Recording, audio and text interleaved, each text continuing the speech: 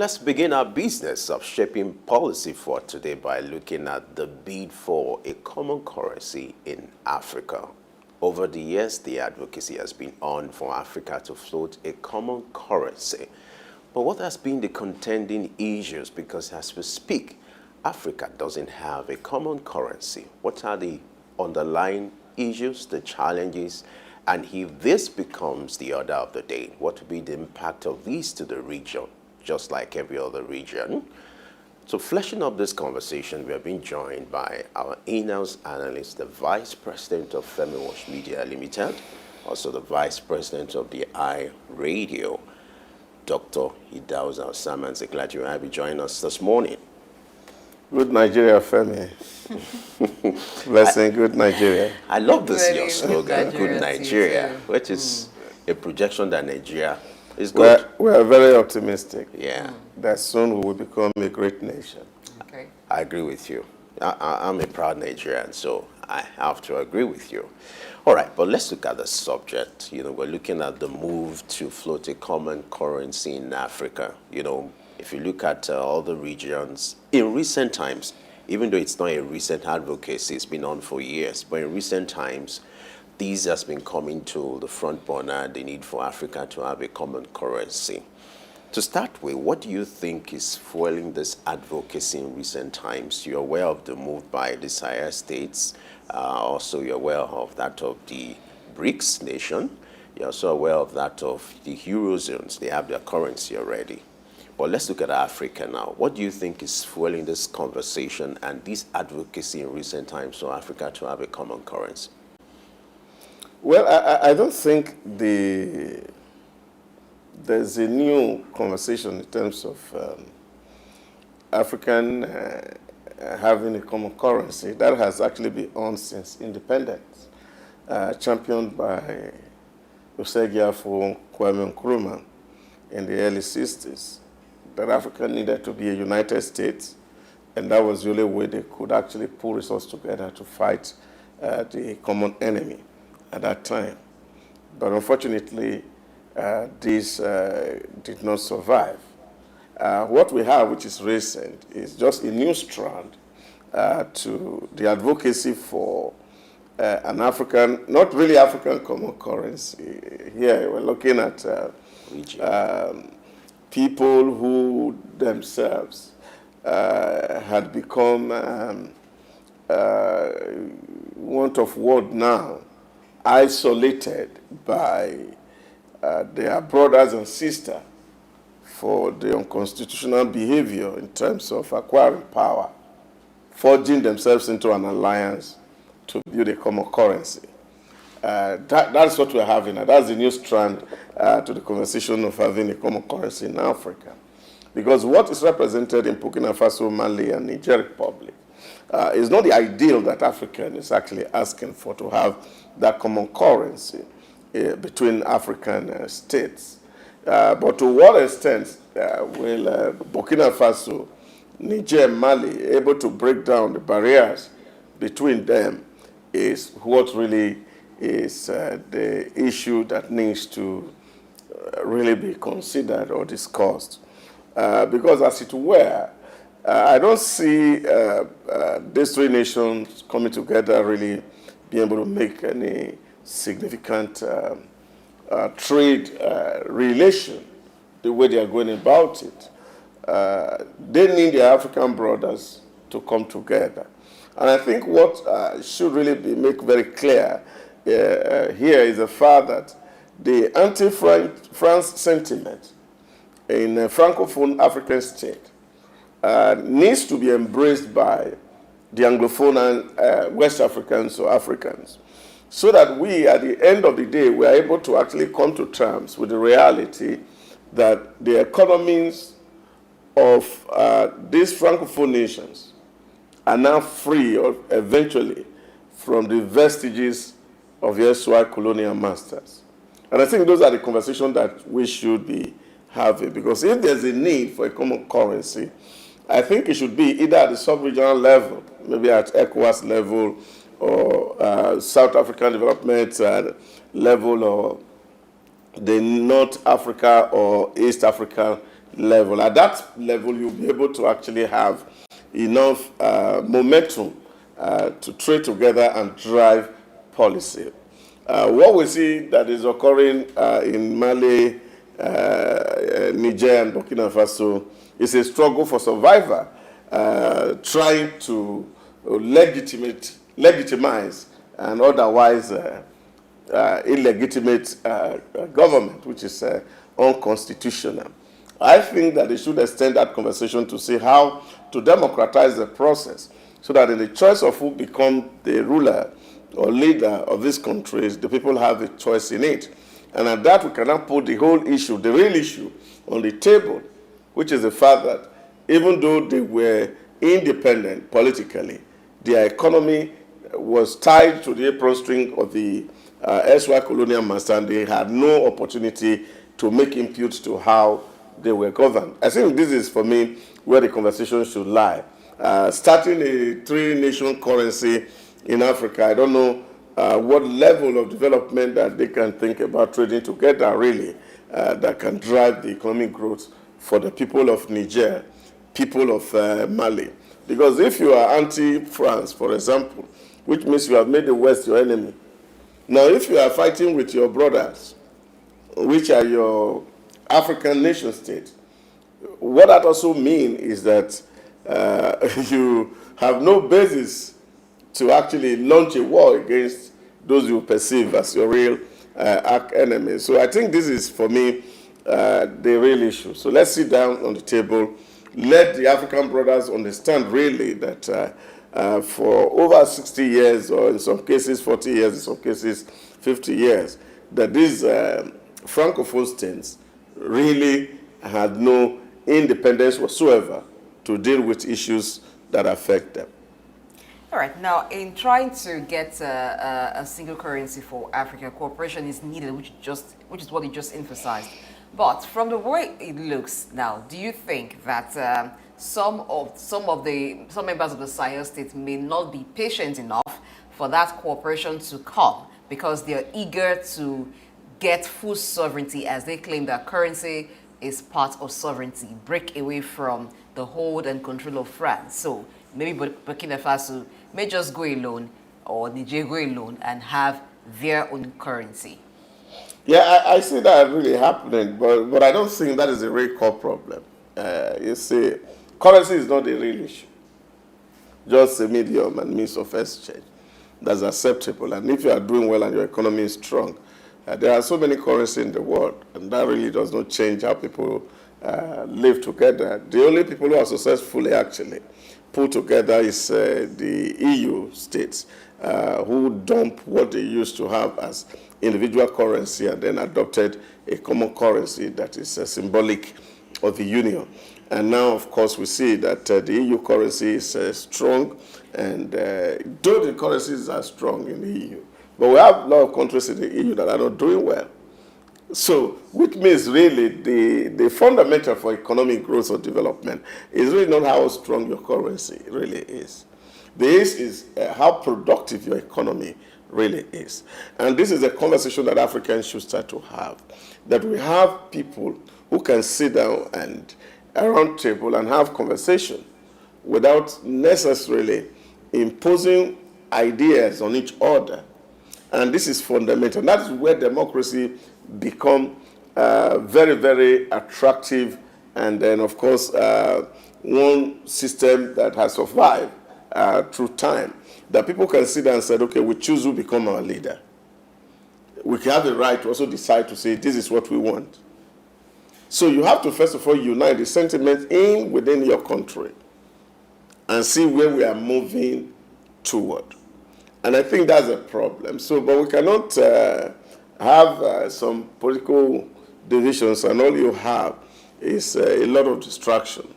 I don't know, for example, I am not abreast. I've been to Niger Republic in recent time to see what stride that the juntas are making in Niger in terms of development, investing in education and healthcare system.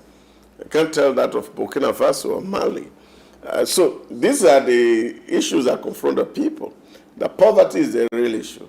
How do Africans deal with issues of poverty? How do we encourage trade with one another?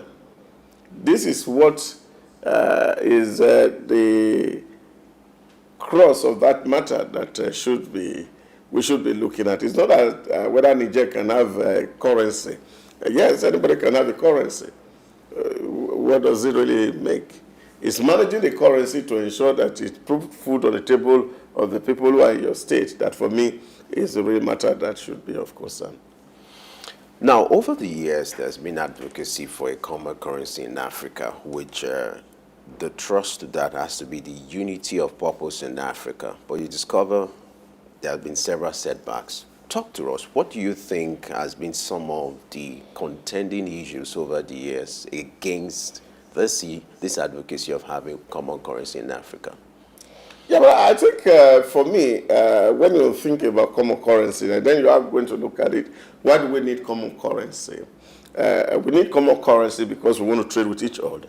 And the question is, what goods, services do we really have that we can trade with ourselves? So that's where the real fundamental question is. And that's why you have seen that Africa has not been able to really come together to muster that energy to say, okay, let's have a common currency. Because we trade less with ourselves than we trade with the developed countries of the world. And then, of course, now more with Asia than we do ourselves. So because this currency is supposed to be a medium of exchange, that if I'm going to Benin Republic, all I need is, I don't need a new currency. So if I want to buy something, it's at the same level, at same value. But the question is, how integrated are we? I was speaking with a friend of mine in Morocco the other day, and he said to me, and I said, oh, have you been to Nigeria, for example? He said, no. He said, no, I've not been to Nigeria.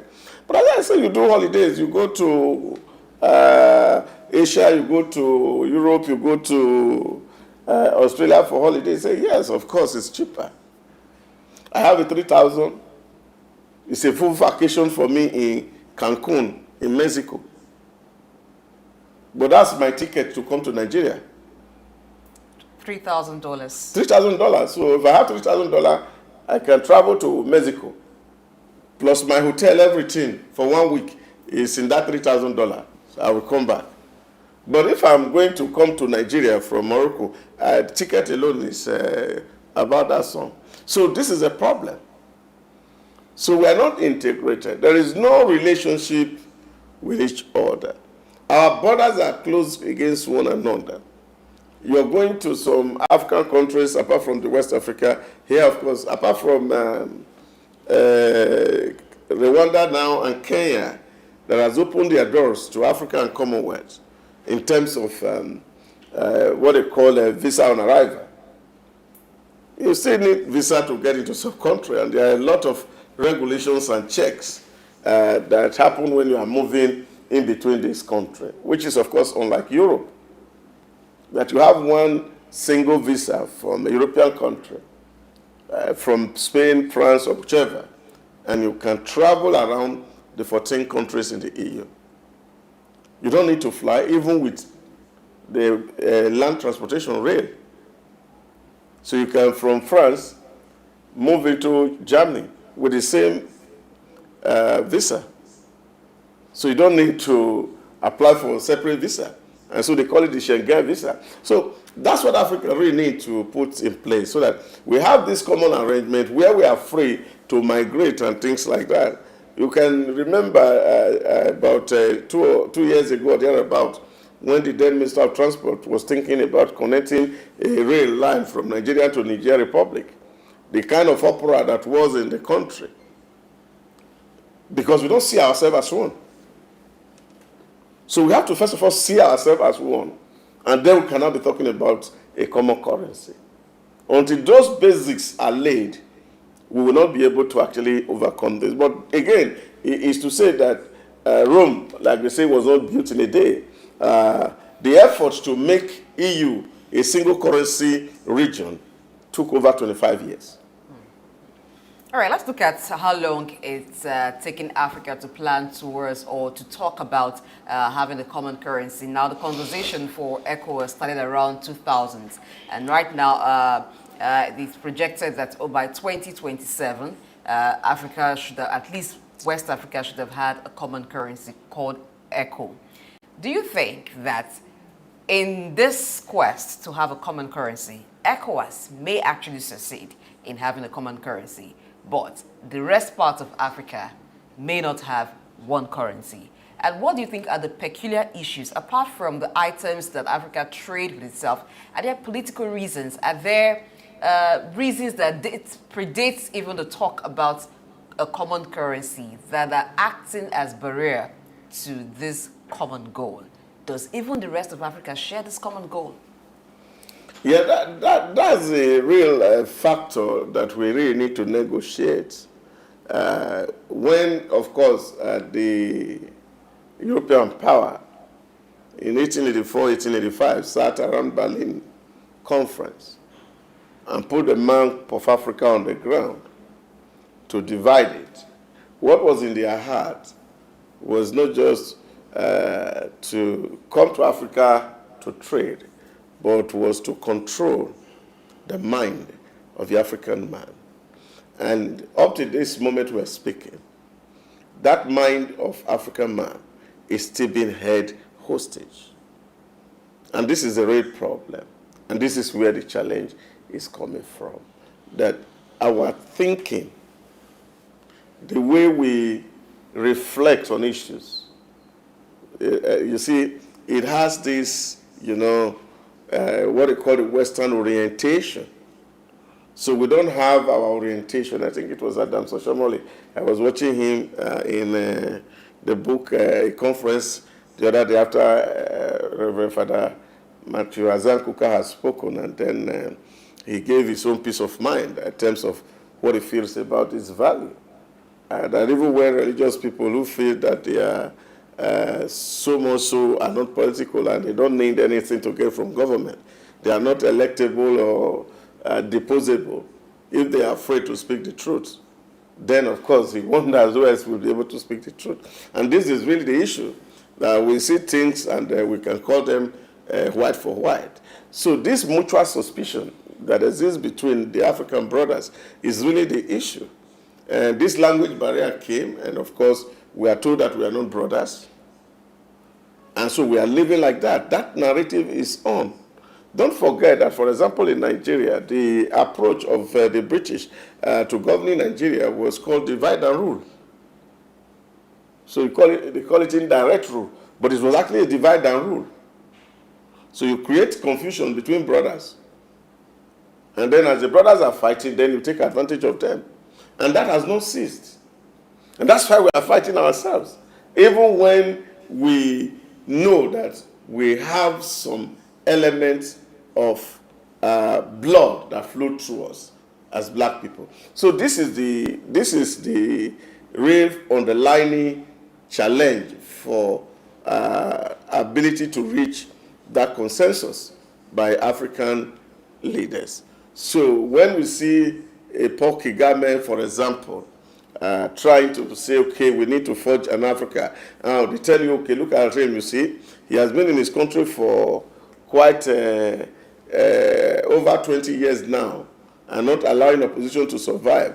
This man is suspicious because he's only trying to gain Africa by conquest. So, and every other person knows it will say, oh, that's really true, but he has been there for 20 years. So why is he? Does he want to come and be our leader? So this ego trip and ego war always will be there. And this was what happened when Kwame Nkrumah started the advocacy, when, of course, the former president of Libya, Muammar Gaddafi, made effort to see that this currency came together. So there was this mutual suspicion between brothers. And we cannot see ourselves that we're actually brothers and sisters, and there's no difference between us. So until we, first of all, establish that oneness, that bond and unity that exists between brothers, and then we can come to table as brothers and tell ourselves that we are brothers and we have to do things together, then, of course, you cannot be having conversation in terms of, what do you call it, one common currency. Take, for example, Africa has never had a common bloc vote at the United Nations before.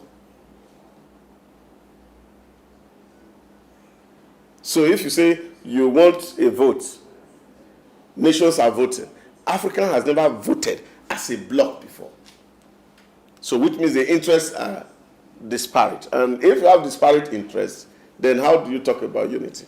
So it means that for every decision that was arrived at by virtue of vote, Africa was voted for. Yeah. There are those who argue that does Africa actually need a common currency? On the other side, there are those who argue that the approach could be like a regional thing. For instance, look at what the Sahel states are trying to do. The trial of Mali, Niger, Burkina Faso being championed by Ibrahim Traore. Some say that could be the better approach. Rather than looking at a common currency, it should be like a regional project. ECOWAS, you have your own project, and then the Sahel states, the move to ditch CFA, which could also be a move to go by. What do you make of this argument? The first argument is, does Africa need a common currency? The second one is the approach to it. It should be a regional kind of approach rather than just saying Africa should have a common currency. What's your take? Well, do Africa need a common currency? I'll say yes.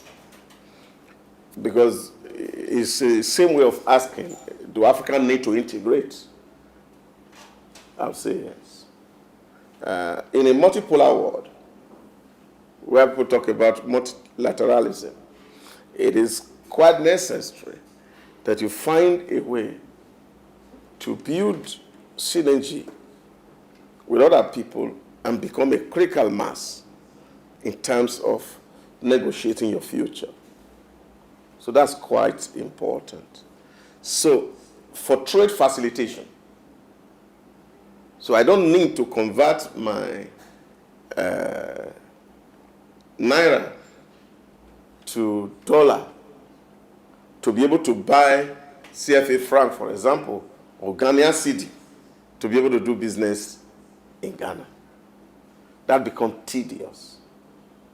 So what a single currency will mean is that I have my AU currency, I travel to Egypt, the rate of exchange is the same, everything is valued at the same, and then we are able to moderate transactions without having to get into difficulty. So that, of course, will encourage African integration and the ability to trade one with another. And don't forget, really, that the dollarization of the global economy is having a really critical issue because most people hedge their currency in dollars.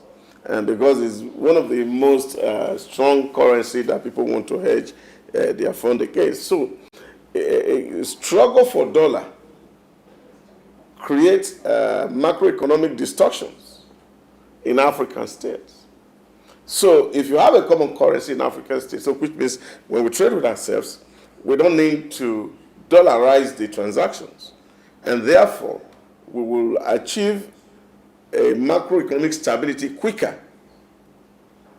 than when we are all relating with dollars. And because you may not want to take a Zimbabwean dollar, for example, because of the value. So we can harmonize those values and then trade become very easy for us to do. So that's the advantage of having a common African currency. Now, the second question is, do we need to do this at regional level? Yes. Yeah, there are a lot of regional bodies in Africa, whether in the Southern African or the East Africa or North Africa or West Africa. We already have some regional bodies like ECOWAS, and of course South African have their own SADC. So all these regional bodies are also promoting the interests within their region. You see, but a one larger African state is easier to deal with than having to split along various sub-regions. And I think that is fundamental. Yeah, so for me, Africa is Africa. And you see, it's amazing that Anywhere you go to in the world, whether you're in Asia, or you go to Europe, or you go to America, nobody identify you, whether you are in Rwanda, or they don't know if there's a Nigeria that exists anywhere. Really. So if you go to Asia and you are talking to Asia, the first question they say, oh, you're an African. If you tell somebody you are from Nigeria in Asia, they'll be asking you, where is that in the map? Because they don't know those regions. They know one common block and that continent, and that's Africa. So if they know us, that we are all Africa, and there's no segregation based on country lines, is it not better for us to come together and form that one block of the African state? That for me, we don't need to fragment. We need to just consolidate on what is already known of us. So when you are in Europe, they say, oh, Africans. They say any black is an African. So we have that identity already created in the mind of the East and the West. So let's build on that and form a union. But you see, the other top leg of the question you ask, which is the effort that is being made by the military junta in Burkina Faso and Niger, for me is a no-no completely, because I don't see it as a genuine effort. I always see it as a vehicle for legitimization of an otherwise illegitimate action of the coup, taking back power by force. But you are aware of the French sentiment. I don't have a problem with the sentiment, anti-France sentiment. That's not a problem for me at all. Now, that is what we should negotiate. Because, see, I say to people, if you take a decision when you are angry, you are not likely going to be right. Any decision you take while you are raving or you are emotional, that decision cannot be right. I was having a conversation with a friend of mine this morning, and I was chatting her up, and I was talking about, marriage and issues like this, and I said to her, see, the problem is that people just get into marriage and they get a certificate, and then you get into union and things are happening. And they are really not going to school. Because at the time you start to think about marriage, what you're already having is erotic feeling. And when emotions set in, then common sense disappears. So once people are emotional, there's no common sense. And this is exactly what we are seeing play out somewhere in that region you are calling Sahel. So what is it is, are they going to form a block outside of the natural boundary of West Africa? No. But isn't that a way to break away from the economic influence of France if they can flow their own currency as a derivation from what you used to have, CFA, which is tied to the French nation? They don't need to do it illegally. They can actually determine what they do with their currency. In short, as a matter of fact, Rwanda is in that block. Rwanda still they move out of the CFA to use Rwanda franc. Yeah, but it's easier for these ones because they are military men and they seem to have the same psyche. They don't have the same psyche. They are only just trying to legitimize the illegality that surrounds the coup. It's as simple as that. There is nothing that binds them together. Not even ideas. Not even ideas. All right, be that as it may, looking at the common currency idea of Africa, would it matter that the countries of Africa have different levels of economic growth and also debt level is different and the current value of each currency is different? Would it matter as the drive towards this goal is on? What made it possible for the EU to achieve a common currency? Did these factors matter for EU? Would it matter for Africa? Yeah, but this is a point. For EU, it mattered. Every country treasured their currency. They treasured their currency. So nobody wants to give out or give away his currency because it's their sovereignty. But you see, there was a CBN governor, a central bank governor in France who really championed this cause. And he had in his mind that, look, it was possible for us to do it, but we can also do it, gradually. To see that they were still using their currencies, then they started by printing the coin, and it was not forced. People eventually embraced it and accept to use it. So what that means is that we can actually have a common currency that can be running, as we speak, side by side with local currencies. More like a test? Yes, to test run it and see its acceptability and its impact and influence on the economic development and growth of African states. But what that would mean now is that there's a bond that will be between the central bank governors of each of the country who sit down every month or every quarter to look at the state of the economy of Africa, and then you are having a common approach to solving your economic malaise. All right, let's take the conversation away from the common currency to what is happening in Nigeria seaports. So Nigeria has secured the investment of $600 million massive investment in seaport infrastructure. We've always talked about the blue economy, and that Nigeria has and should harness. Now, having an investment of $600 million for seaport infrastructure, what are the areas do you think that this should be channeled into to properly reap the benefits from the blue economy that Nigeria is blessed with? Well, I don't have full details on what the agreement is and what is meant to solve, as it were. But one thing that is obvious and clear is the fact that, do we need more seaports? Yes, we do. And do we need to build bigger seaports? Yes, we do. Even in Dubai, that does not have a major water flowing through its corridor, what Dubai takes in terms of vessel that it handles on a daily basis, the whole of African countries cannot handle it in a month. So we need to develop our port facilities, and this is the only way that you can facilitate trade. We have the opportunity to have a port in the Middle Belt, whether it's in Benue or whether it's in Lokoja in Kogi State, or you have opportunity in the Niger Delta, whether it's in Calabar or it's a river state, or even Onitsha. Now, once you have this facility, it will reduce the logistic costs of moving goods and services.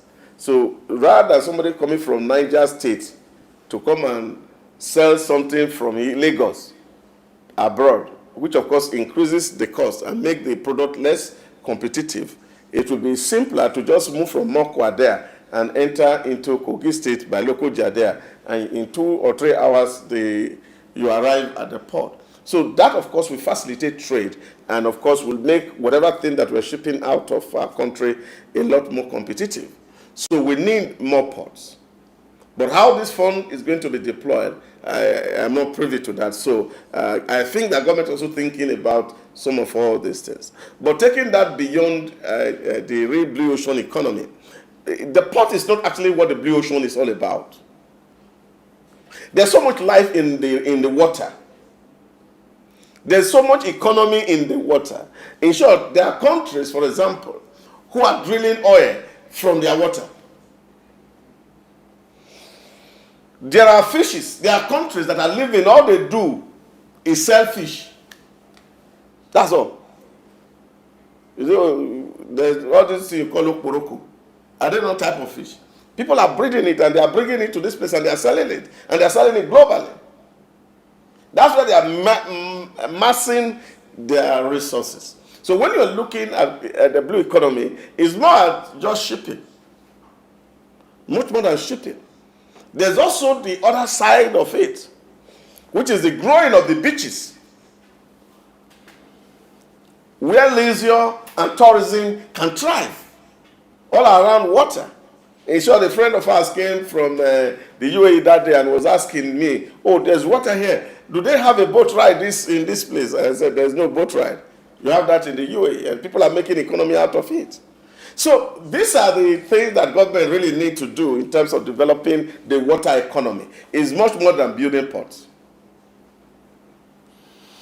All right, let's wrap up with this conversation. Looking at the blue economy and the maritime sector, you're aware that most importers and exporters prefer to, do businesses with neighboring ports, with the perception that doing businesses at the seaports in Nigeria is quite expensive. You talk about tariffs, the congestion today, the breakdown of scanner here and there, because most of these things are manually driven.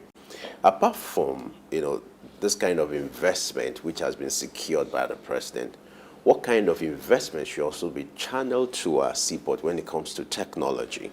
Because you discover that virtually every process you have human interface and you have one agency dealing with one thing or the other. So from the example you've gotten from other seaports in Dubai, from experience you've had in course of your travel, what kind of technology should be deployed at which area when it comes to improving our seaports in Nigeria? You see, if you look at Nigeria, and I think one of the big problems we have is the fact that the craze and drive for revenue by almost all government agencies that become revenue center is the problem. So, at the port, you have a charge you pay to custom. You have a charge you pay to Standard Organization of Nigeria. You have a charge you pay to NAFDAC. You understand it. Then you pay charge to Port Authority. All these are government agencies. They are all stationed in the port and they are collecting money from one importer. And therefore, the cost of clearing goods is high. And unnecessarily high at that. Because every agency of government wants to prove that it's have the capacity to generate revenue.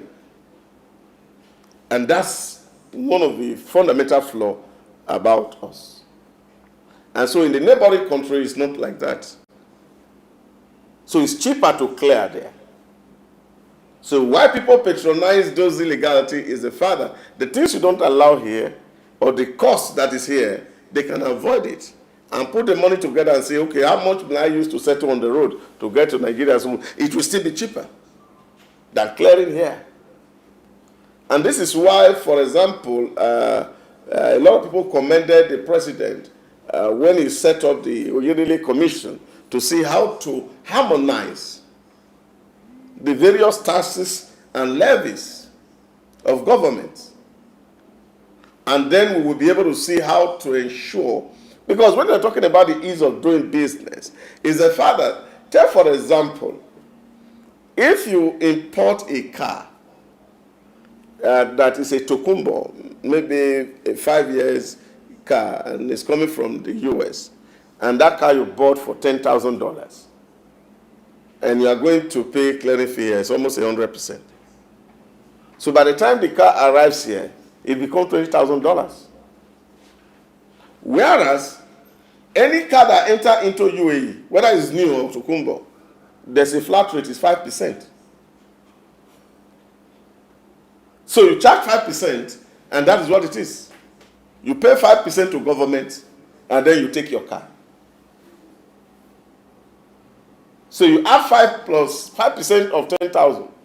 You see what it is? That's about $500. So while they are selling their car there at $10,500, our here will be $20,000. So this is where government really need to look at it. I don't think this is issues about technology. It's even just government having an idea to say, look, it's one government. It's one government. So, and this person is dealing with one entity. So if it is 5%, we are going to be taking for importation as our tariff. We know this is the tariff. Now, do you think the reason some of those policies were made were to generate revenue for government and also discourage importation of certain items? Now that we've seen it puts the government even at loss because it means that the ports of neighboring countries are taking business away from Nigerian government, the willpower to do that, would you think it will be there? And secondly, talking about expanding the ports to other areas, will they have as much traffic as Lagos attracts? Whoever is importing, a lot of persons import directly from Lagos, but do you think those other ports, if money is committed to them, will have enough traffic to sustain them? You know, there are traffic. I think this is again what we talk about. How do we create a secure waterway where safety is guaranteed and people who are bringing goods into your country will not be afraid? I was happy to read about 2 or 3 days ago that the Onne port, for the first time, received a vessel that carried over 516 containers. And that for me was quite very substantial and a huge achievement, which of course also speaks to the fact that shippers are also now beginning to have confidence in carrying their goods to Port Harcourt.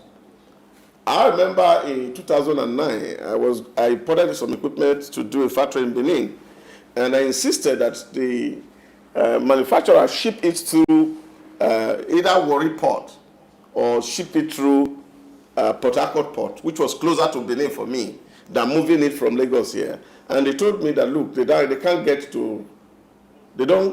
go to Warri and they can't go to Port Harcourt because they are not safe. So the real reason you are seeing traffic in Lagos is because of safety. When you are having, in those heydays of the militancy in the Niger Delta region, people are afraid to carry their vessel to those places.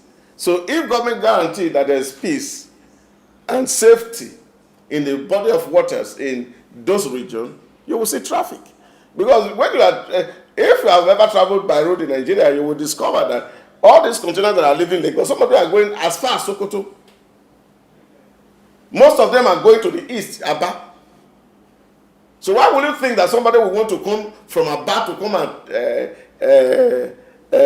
clear a goods here when there's a convenient port in Port Harcourt or Onitsha or Warri that will be just 2 hours to his business site? Nobody will do that. So we're only here in Lagos because there's no alternative. And there are few alternatives that are available. We have not also been able to create a secure and safe environment around it where people can do business. And once that is guaranteed, of course, you will discover that Lagos will be decongested and there will be as much traffic other places because business also happening in other locations. There are people doing business in Kaduna, doing business in Kano, doing business in Kebbi, in Niger State. All of them will not need to come to Lagos. They will have to ship their equipment to a closer port and then they will do their transaction. Nigeria is huge, 200 million people. All right, Nigeria is huge with huge potential. I like that submission. And with that, we just have to leave the conversation here. Idahosa, thank you for your time and your thoughts on this development. My pleasure, as always. Early exchange, shaping policy, advancing development.